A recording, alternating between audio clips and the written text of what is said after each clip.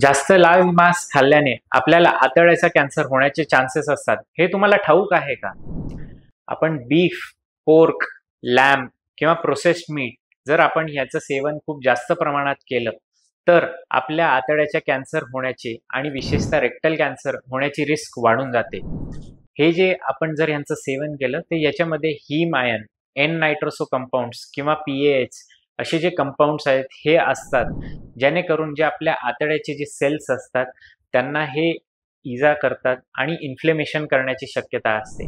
तर जर आपल्याला आपल्या आतड्याची काळजी घ्यायची असेल तर आपण रेड मीट आणि हे प्रोसेस्ड मीट जे आहेत यांचं जे सेवन आहे ते मर्यादित ठेवणं गरजेचं आहे. तसेच आपण चिकन, फिश किंवा पल्सेस यांचा वापर जास्त प्रमाणात केले तर आपल्या आतड्याला आपण सुरक्षित ठेवू शकतो. Thank you.